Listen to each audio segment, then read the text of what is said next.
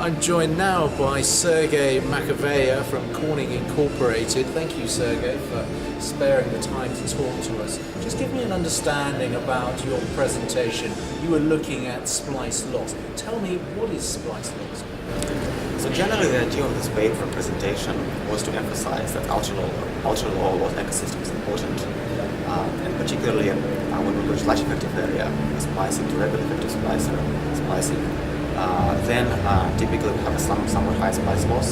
So the main message in this paper is that if you use some of the techniques that we proposed, you can reduce the splice loss and ultimately reduce the overall span loss, which means that you can go for longer distances, have fewer repeaters, achieve better margin, or maybe a combination of all the above. Right, so effectively there is a business reason to sort of start looking at this area, because what you're gaining is more bandwidth as such, so that you need to spend less on your infrastructure, less repeaters, as you said. Yeah, that's pretty much the case. So if you reduce the splice loss, it gives you a variety of advantages. One of the advantages is a longer span length, ultimately with fewer repeaters, so you don't have to deploy repeaters as frequently as you may need to do otherwise, which will ultimately help you with the business case and reduce the overall cost of deployment of somewhere in our system.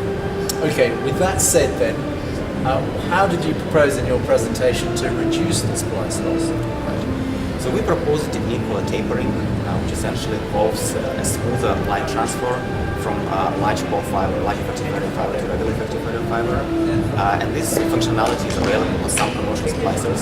So the benefit of doing this approach is that you don't need to do any pre-processing or post-processing. So you just need to land, you need to find the right splice recipe, and that will require a little bit of work. But once you land with the splice recipe, you basically press a button and it does it all for you. So it's a very kind of simple and approach to achieve the most. Right, so that's the tapering approach. That's correct. Okay, and we'll just explain that in a little bit more detail for a general audience. What do you actually do to the end of the fiber when you splice it? So the basic premise of using tapering is to make the splice loss. Once the splice is too hot, you essentially pull the fiber from one side. Right? So by controlling the pull speed, by controlling the time delay between the time we make a splice and the time you start pulling, and some of the other parameters which are available in this commercial splicer.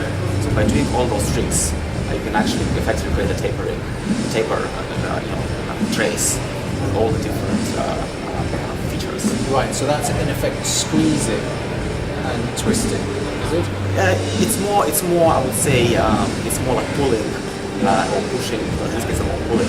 Yeah. So that's how you create the fiber. So essentially, it's like a thinning out, of the fiber from one end to create more of a gradual light transfer from one fiber to another. Okay, and that effectively will result in less loss of bandwidth. It will result in less loss of the splice. That's correct. Right. Okay, and how much less? So if we look at the regular splice loss, we're talking about 0.3 dB for the fiber types we used in this study. If you use a tapered splice, it will be about 0.15 dB. If you use some of the techniques that propose in modeling, which currently aren't available on the commercial splices, but we don't think there are any reasons why they can't be available in the future. So if this functionality was available, we are talking about 0.04, 0.05 splice, which now becomes comparable to what you expect between two fibers in regular effective area. Right, so that's 15% of almost around 15% of the regular splice loss that you're talking about, if you put into practice all those approaches. Well, that's in dB, right? So if you go from 0.3 dB to 0.04 dB, I need to make the math, right? But it's going to be, like in dB, it will be like 1 order of magnitude. Right, I see that. Yeah. Okay, very good. Lastly, just explain splice loss as a definition. Does it have a very technical definition? Give me an understanding of what it means ultimately for the industry, what it means for suppliers. So when you splice two fibers, you inherently get some splice loss, and there are the loss of. So basically, it's a loss of light when the light goes from one fiber to another. So this interface when you make the splice, some of the portion of the light get lost, right? But it's only 0.03 dB So it's not a great deal of price loss. But if you add it up over the length of a full cable, say transatlantic, then it builds up a lot. That's correct. That's exactly the message of the presentation. So it may not seem like a big number, but because you have to concatenate, you have to make quite a few splices along the whole submarine link, right? Every little of savings matters.